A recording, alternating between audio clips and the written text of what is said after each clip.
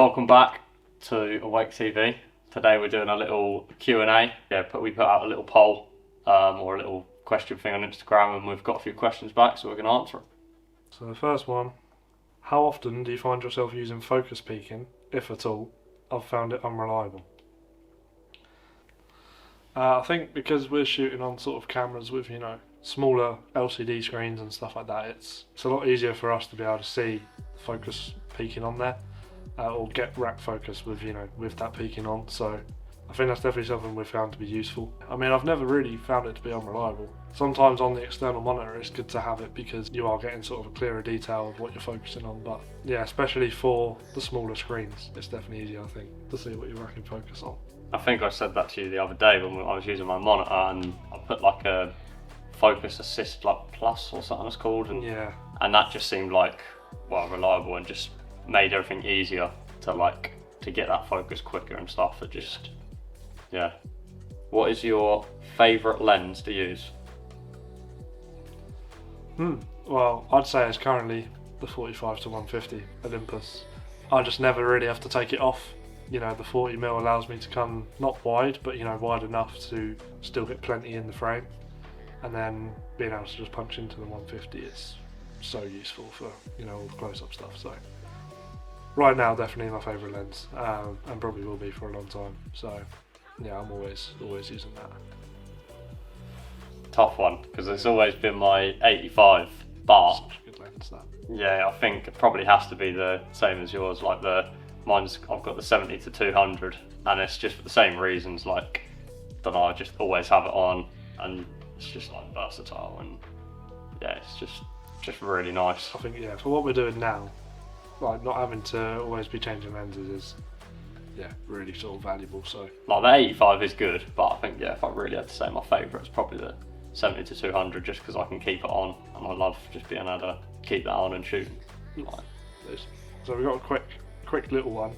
What's the best frame rate to shoot action scenes? Now we've kind of we've touched on this before, but I think it's definitely 60 FPS for us. It's something that both of our cameras can easily shoot in and retain 4K at. So having that sort of option to slow down and all that sort of stuff is definitely what we normally use to shoot high intensity stuff, sports and that.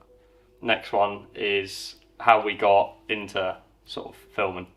Back in, must be around sixth form time, I just started literally watching films, and then I started to love the idea of making these stories and capturing stuff. And then when I went to sixth form, I studied film, and it was just brilliant. I just loved that whole idea of analysing scenes and stuff like that. And then now I've progressed to sort of start making all sorts of stuff, and now I'm here doing sort of more advertising stuff, but still capturing things. So I sort of started back in sixth form, literally just from watching films. Yeah, I mean, it's kind of a weird one for me, because I think it's kind of always been something I've been into, as a kid, making little Lego animations and stop motion and stuff, and then obviously watching loads of different stuff as I grew up and that, and then starting a YouTube, because I'd film videos down the skate park and that, starting a YouTube when I was about 12 right through till 19. And I think having that sort of urge to go out and film a video sort of all the time, every time I went to the skate park, was it always was there, feeding into film. And then leaving school I wasn't too sure, and then saw a film stand at the open evening at college, and was this is just drawn to it, and then 3 years of college, 3 years of uni, and here we are now, so it's kind of always been building towards that, but I just never really knew it until I made that move to go to college. But I think it's always kind of been there, and now we're doing loads of different stuff, and it's cool, we're kind of experimenting in all aspects, so enjoying it. Next one here is there anything specifically you do to prepare your camera gear?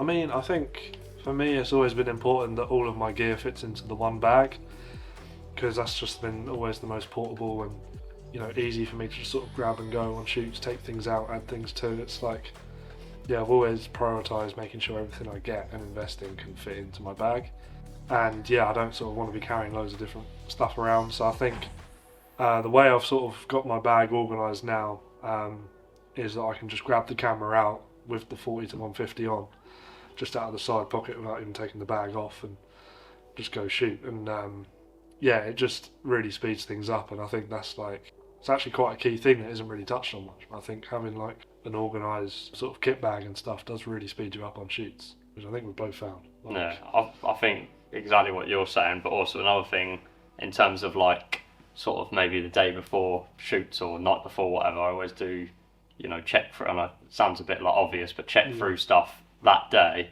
and then, you know, the night before you've sort of hopefully got everything charged and all sorted, and if there is any last minute things you need to, you know, charge overnight, you can, but sort of making sure that night before you've got everything all ready to go. Do you know what I mean? Yeah, no, Start preparing like in the day rather than like the night before. Do you know what I mean? No, 100%, because you've always got to take things out to charge it. Yeah. So it's just making sure you put it all back in. So that morning, do you know what I mean? The morning before, sort of thinking, right, what needs to be done for tomorrow? Yeah. And then that night you can prepare stuff, put it in your bag, and like you say, that comes into obviously everything fitting in that bag, and you know. Yeah, no, 100% agree on that one, definitely.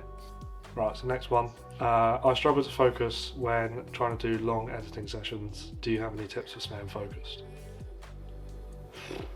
I mean, I think our approach is, you know, we kind of know now the kind of speed that we work at and things like that, and we're able to sort of determine how long an edit will take us before we go into it.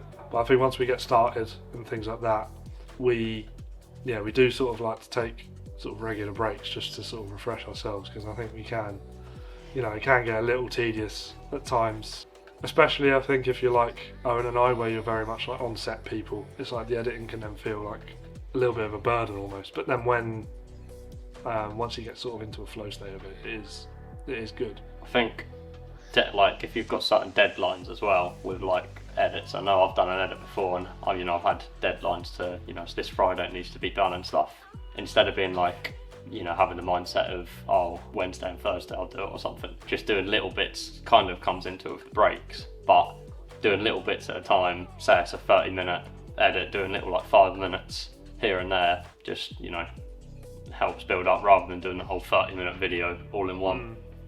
So, yeah, no, I also think, you know, if you know you're going to need sort of music or certain effects or fonts or whatever for the edit, I think finding those things beforehand, get them in first. Exactly, because then it's like, well, it's not so much like setting yourself up, you know, to be annoyed. It's more like you're more likely to lose interest in it if you've got to spend ages looking for those like little, you know, bits of music or things like that, because then you're still thinking, oh, I've got still all of this editing to do, you know. So I think having those things going into the edit already is a massive benefit, and something I think we try to do more of now is, you know, having music and having everything we need, like logos and that, before going into an edit, and not worrying too much about that and just focusing on cutting stuff together itself. So yeah, those are the kind of things we use to stay focused. I think having everything we need beforehand and regular breaks. What is the most rewarding project that you've worked on? I'll let you answer first. Want me to start? Okay. Yeah.